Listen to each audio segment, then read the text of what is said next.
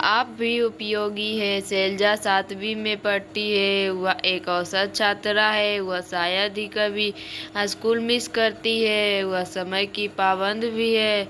हालांकि उसे एक समस्या है। उसके साथ समस्या यह है कि वह रोज स्कूल पहुंचते ही घंटे गिनने लगती है। घर जाने के लिए उत्सुक ऐसा इसलिए नहीं है क्योंकि उसे स्कूल और पढ़ाई पसंद नहीं है। उसे सब कुछ बहुत पसंद है। हालांकि वह हर रोज सुबह ही की सभा, अवकाश, दोपहर के भोजन के अंतराल और दोपहर के अवकाश से डरती है। क्यों? खैर, इसके कई कारण है। सबसे पहले वह स्कूल में नहीं है क्योंकि उसके पिता के स्थानांतरण के कारण वे हाल ही में इस शहर में स्थानांतरित हुई है। दूसरे, वह हमेशा एक शर्मीली बच्ची रही है। ज्यादातर समय अलग रहना पसंद करती है। कभी कभी वह अपने सहपाठियों के करीब जाने का साहस जुटाती थी, जो या तो खेल खेल रहे होंगे या साथ में घूम रहे होंगे, इस उम्मीद के साथ कि वे उसे अपने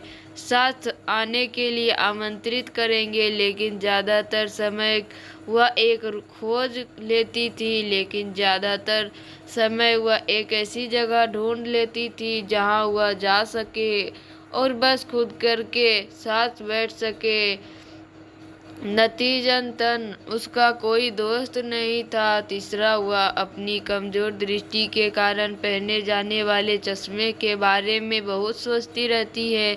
वह अपने पूरे चेहरे पर होने वाले मुहासे के बारे में भी सोचती है। सभी कारण शैलजा के उद्देश्य का अर्थ इस में मदद नहीं करते हैं कि अन्य छात्र उसके साथ दोस्ती करने के लिए उत्सुक नहीं हैं। हर रोज अवकाश की घंटी बजने पर वह बुरी तरह उदास हो जाती है। उसके लिए अवकाश का मतलब अगले 15 मिनट बिताने की कोशिश करना है ताकि पूरी तरह से हारे हुए व्यक्ति की तरह ना दिखे, क्योंकि उसके पास घूमने के लिए कोई दोस्त नहीं है।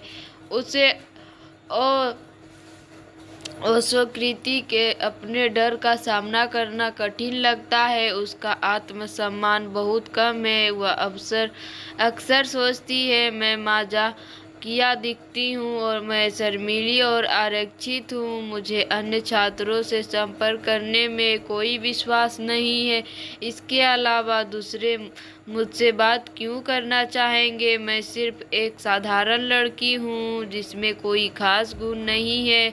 यह दिनचर्या दिन ब दिन दोहराई जाती है। सुबह के अवकाश के लिए, दोपहर के भोजन के लिए, जो कि एक लंबा ब्रेक होने के कारण और भी बुरा है, और दोपहर के अवकाश के लिए वह अंतिम अवधि के बाद अंतिम घंटी के लिए घंटों और मिनटों की गिनती करती है। फिर वह स्कूल से निकल जाती है। वह घर निकल पहुंचकर बहुत खुश और राहत महसूस करती है। उसके माता पिता को इस बात की कोई जानकारी नहीं है कि वह स्कूल में कैसा महसूस करती है। इस तरह 2 महीने बीत गए। इस पूरे समय में उनके इतिहास के शिक्षक उन्हें बहुत करीब से देख रहे हैं। एक दिन लंच इंटरवल के दौरान वह उसे बुलाते हैं और कहती है, प्रिय प्रिय, मुझे पता है कि तुम आत्मसम्मान में कम हो। मुझे लगता है कि तुम किसी काम के नहीं हो। तुम्हें लगता है कि तुम सुंदर नहीं हो। तुम्हें लगता है कि तुम्हारे पास कोई खास गुण नहीं है। यही वजह है कि कोई आपसे दोस्ती नहीं करना चाहता। बहरहाल मामला यह नहीं, जरा सोचिए, अगर आपकी कोई कीमत नहीं होती तो भगवान आपको धरती पर न भेजते। आप यहाँ हैं, इसका मतलब यह है कि आपके जन्म के पीछे कोई उद्देश्य हो सकता है कि नहीं।